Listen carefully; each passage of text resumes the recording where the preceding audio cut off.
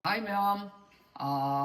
amuk holen amuk lakchare ma'am damakta video amak puraga adudi ma'am damakta yamna kanaba amadi ma'am naju yam toina hangbiba akoi kainoni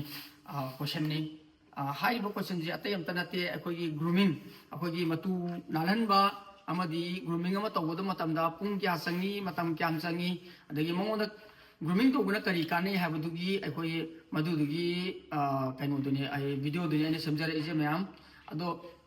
अखोई हुई lobe तारगदी अखोई मसामु नाना अमदी healthy ओइना थंगे हाय तारगदी ग्रूमिंग जे one of the most important ने मरम मदुना अखोई ग्रूमिंग जे अखोई मतु हाटपा जी कमाइन तौगदगे हाबगी प्रोसीजर दो आई मैम दा आई खरा थमजगे मैम मैम इंगोंदा लेबो नॉलेज तो खरा कानमिना जे हाबगी आई थमजरपनी अदुगा aina hana military da lengai da kamai da grooming hai bisi yam important so moina ai taseng ai professional groomer di natte adubu grooming ama da changa da ba adagi mo da taw da ba adugi posak tu di taseng na military da lengai da moina phajana takpira ko do mayam da ai share taw jage hai dina ai tawbuni aduga taseng na grooming taw buji da kyam na kana ge ha do ai thamjage grooming taw buji na kyam kana ge ha badi takoi ge dead hair ama lokthoni magi asiba matu akoi aken bajima akoi lokthopirani akoi grooming tawgade yamna kanari je ada number 2 dana amu kamai tawda akoi gi mongonda tics nung pakpaji akoi adum phajana check tawba ngamani number 3 maje akoi gi kamai tawgada akoi maje akoi blood circulation phalani hojigi grooming tawguna blood circulation phatargadi maje akoi gi chaning ba phawani हाइदि grooming फजना तौब हुइमा अखोगी माजे अखोई चानिंग दे हाइबा लेरोय फजना grooming तौबि मतमदा मरम मदुना अखोई grooming जे यामनि important ओय अदुना ग्रूमिंग अमा तौब मतमदा अखोगी मागी मतमजे तसेंग हुइमा ग्रूमिंग तौब मतमदा अखोगी 30 मिनट्स संगी 30 मिनट्स संगबजिदा अखोगी करी करी करम मतमदा कमायना तौगदगे हाइबदो आई उच्चरा अगे 30 मिनट्स से अहानबदा आइना कमाय तौ होबदो अखोगी अदोंगी हुइदो अखोई सिगुम्बा टेबल नत्रगा दगी एनी मखादा फ्लोर नि खंगे अमई खंगे मदुदा अखोइना कदौबिरनी थंबिरगा चलो गुड तो गुड काकरो सुमाइना अखोई थंबिरनी असापोर अम सुम पिजबियु माजे हाना अखोइना कनो तौद्रगदी पाइबा मसा नुंगाइतबा खोतबा याउतारगदी अहानबदा अइना कमाइ तौदा मागी मखोंजी मखोंदा अखोगी महिक मतंग से लायो मखोंजिदा अखोगी सुमाइना महिक मतंग लेबरा ना येंगनी महिक मतंग लेबजी येंगा मतुंगदा अखोगी ख्वाइदगी याम लेगनबजे मनागी स्वाइजिदा अखोइना चेक तौबिरनीबा मनागी जिदा चेक तौबिरनी अखोइना फजना सुमाइना मनाजिदा चेक सिगी मताइ मताइ चेक तौबिरनी अदुगा नारुमजी चेक तौबिरनी नारुमजी चेक तौबिबा लोर मतुंगदा अदगी मागी मसागी body jida karai da soke kamai to ge ha sumaina pair ga sumi ga da yong sumaina mogi sigi huije kanu da hana soki bu huini adu sumaina leiba mafam jida da koi fungus ka khat pra yeng birani da fungus ka khat bo khot pa myam ning gi koi ne yengani check tawrani de mamai adu ga magi NSK maya jida koi na phajana check taw birani ba si huji sigi huije kamai to da NSK en maji en line wash taw da bagi ne ba hai da koi kanu taw da mahi dongna kari khara pa ise aduna hamada akoina tik checking je yamdrabda minute ani gumba tawbiro minute ani tawba lor matungda tik checking hek loibaga akoina kaidoge hamdamda akoina maje akogi side amamam je mana akogi gloves sina pairani gloves ni khangde ani nangna kanoma nanbiba ya posakamadina nakan amamda minute akoi manga tawbigadam neba maje mana akoina option birani gloves do gloves hapsan biraga akoina smana maje mana round tawbu matam da mayamna khambi ga dabje akoi smana nan bana te ko nan ga dije akoi round nan bi ba smana round sum nan bi ba round smana nan bi ba si round je nan je amu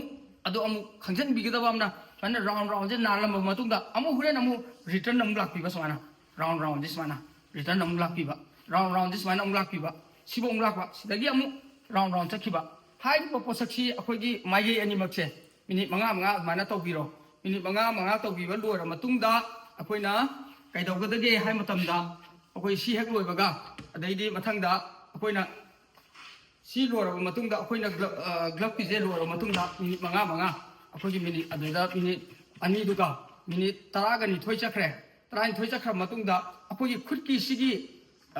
kanoje khujin jina tawa सिगी अखोई hook haiku सि hook से सिगी मचिन ma'am निंगे सिजिना कदोगे हम तमना अखोइना अमु sauna सिजिना तौरगा अखोगी कनो तौनी बसिजे side अमा sauna sauna अखोगी sauna खपीनिबा sauna अखोइना सुम खपीबा अना मखा खोथगदम नतेको मथक्त sauna खोखपीबा सुम अना खोखपीबा हुकसिना अना स्वाना राउंड राउंड जोम तो बिरानी स्वाना अमसु हुकसे कनो तो बिरानी अदुगो स्वाना हुकसे तो कांदे सिदैना मतु अखोगी असीबा मतु म्याम निंगे मथंदा केंजरा अनीबा अदगी मंगोदा ngसागी अखोगी ब्लड सर्कुलेशन जो फरनीबा अदमाय तौना सिजे सोमदा मिनिट 5 am तौबिरो सोमदा मिनिट 5 am तौबिरो सोमदा मिनिट 5 am तौबिरो मिनिट 10 मिनिट अखोगी 20 गा 2 लोइग्रे 22 लोइग्रा मतुंदा अखोइना कैदौगे हमदा मिनिट 5 am मिनिट 5 am अखोइना कैदौगे हम मतमदा कनो तौवे अखोगी कनोजे अखोगी समचे हाइको कॉम्बिंग तो हाइजे मिनिट 5 am अगो मिनिट 5 जी अखोइना कॉम्बिंग तो मतमदा अखोगी ग्रूमिंग अहामदा अखोगी स्माइल तौना कनोजे अखोगी अचो डायरेक्ट सिगी मचा अकुपजिना तौरोइबा सिजिना सिगी अखोगी कनोजिना अखोगी मया खर चौजिना कमाय तौदा हात मतमदा अखोगी हातपुदुजु अखोगी डायरेक्ट स्माइल नमग हात यादे स्माइना अखोगी 45 एंगल दा पाइसम चिंगगा हापीबा पाना अजना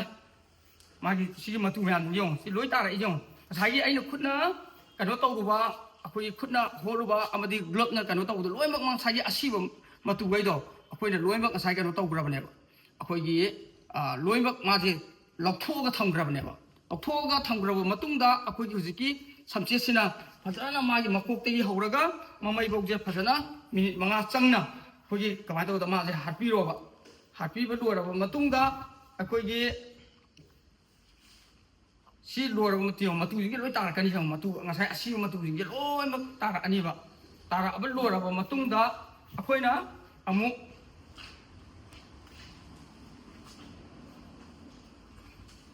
अखोइना अमु सी लोरबा मतुंगदा अखोइना हुजिकी ग्रूमिंग कनोजे अखोगी अखोगी कॉम्बिंग जे लोरबा मतुंगदा कॉम तौजे लोरबा मतुंगदा अखोइना मथंगदा अखोइना तौकदिजे अमु मंगोंदा कनो तौरनीबा अखोगी फाइनेंस चेकिंग ना फाइनेंस चेकिंग मंगोंदा ngसागी तो असोप के यावरिगेना फाइनेंस चेकिंग जे अखोइना मिनिट अमम तौरनीबा फाइनेंस चेकिंग जे अखोइ साइ मागी मथबा अदगी मबु के लोइबा फाइनेंस चेकिंग जे अम तौरनीबा फाइनेंस चेकिंग जे तौरबा मतुंगदा लोरबा मतुंगदा अखोइना अरोइबदा अखोइना सि लैनिजे टावेलिंग जे अखोगी कनो 2 minutes अमम तौरनीबा 2 minutes टावेलिंग जे 2 minutes अखोइना समाइना टावेल जे यंग सिगुम टावेल जे अखोइना खुबीदा हपचलनी खुबीदा हपचला मतुंगदा सि समाइना पाइरानी अदुगा पाइराबा मतुंगदा सिगी साइज मा समाइना पाइरानी अदुगा समाइना पाइरागा सिगी जे सिदा पाइदिनिको अदुगा समाइना मखादा नादबिबा मथक्ता चिखप यादेको आना मथादा समाइना चिंगबिरानीबा सिगी अनि जे सिदा नाकनम थमिरानी साइड अम पाइबिरानी सि खुबीदा हापिरानी टावेल जिना मखादा नान साइड चिंगबिरानीबा चिंगबिबा लोरबा मतुंगदा अखोगी सिजे मिनिट 2 कुंबा समाना मंगोंदा फजना चिंगबिबा दे ममाय ताथोबिबा समाना मथबा कि फजना अखोइना साना अखोइ तौबिबा लोरबा मतुंगदा अखोगी माजे अखोइना वर्किंग पुथोकपा अमदी एनी कनो तौबा मतमदा अखोगी माजे अखोगी टिक्स पाल अखोगी याम पॉजिटिविटी याम वांगे अदुना अखोइना कैदौबी यारी मखै अखोगी सुम सिगुंबा लैदको फिसोटिक कुंबा लैदना सिगुंबा मोंदा प्रिकॉशन लौबा याबा अदोंगी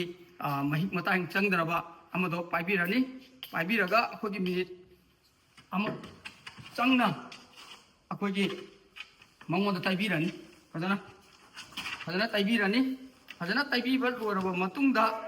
अखोगी सेदा अखोई सेकेंड अखोई मिनिट अम चंगना दुम तौवे अखोइना फाना ताइबिबा लोर मतुंगदा अखोई मांगोंदा